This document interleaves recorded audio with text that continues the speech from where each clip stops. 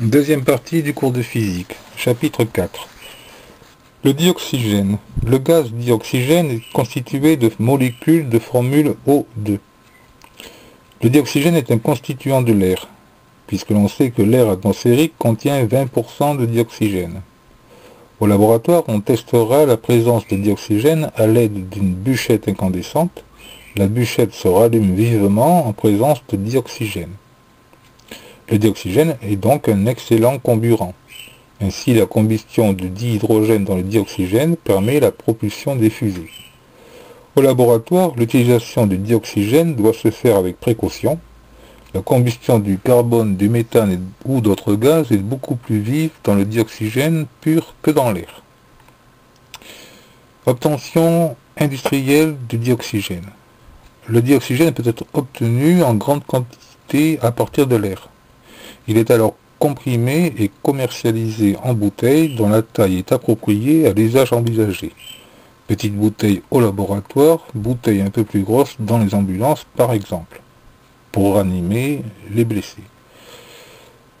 Pour obtenir du dioxygène au laboratoire, on va faire agir du permanganate de potassium sur de l'eau oxygénée. Le dioxygène produit sera recueilli sur une cuve à eau.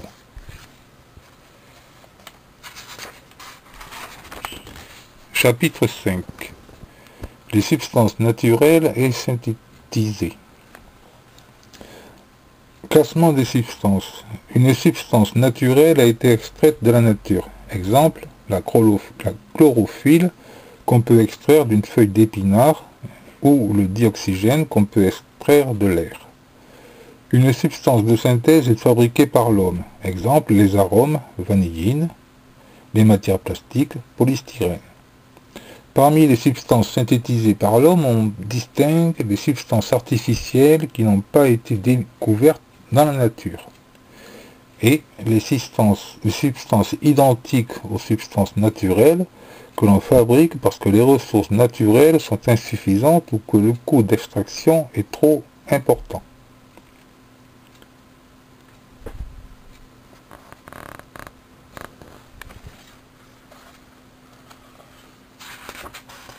Chapitre 6.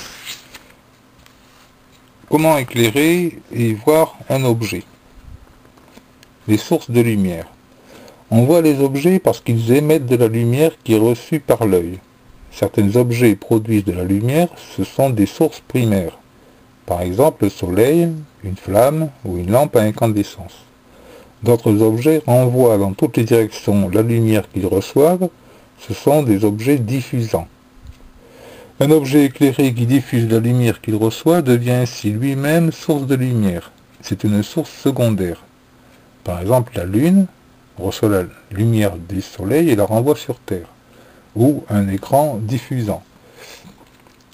Voir un objet. L'ampoule de la lampe est une source primaire. Le livre ou le visage de quelqu'un sont éclairés par la lampe et diffusent la lumière qu'ils reçoivent de la lampe. Ce sont des sources secondaires. Pour voir un objet, il faut que l'œil reçoive de la lumière émise ou diffusée directement par cet objet. Quelqu'un voit le livre, son œil reçoit de la lumière diffusée par le livre, source secondaire. Elle ne voit pas l'ampoule de la lampe parce qu'elle ne regarde pas la lampe. La lumière de la lampe qui pénètre dans son œil n'est pas venue directement de la lampe, mais a été diffusée par le livre.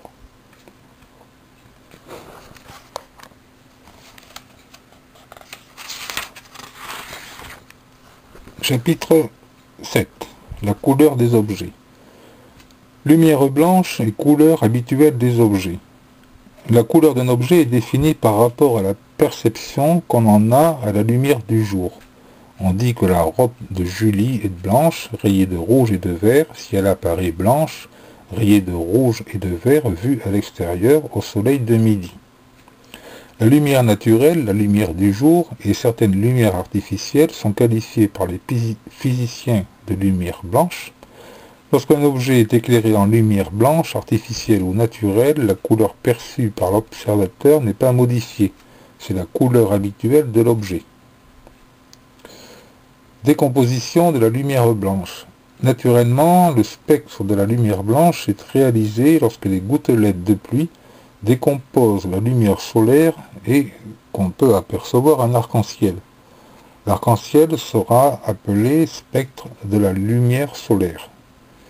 Il est d'usage de distinguer 7 couleurs dans l'arc-en-ciel. Il est en fait composé d'une infinité de couleurs, du rouge, du bleu, du vert, ainsi de suite. Un disque compact et un fin voilage peuvent faire apparaître des couleurs lorsqu'ils sont éclairés en lumière blanche. Au laboratoire, on utilise un prisme ou un réseau. On dit que ces dispositifs décomposent la lumière blanche. La lumière blanche est la superposition d'une infinité de radiations lumineuses colorées allant du rouge au violet.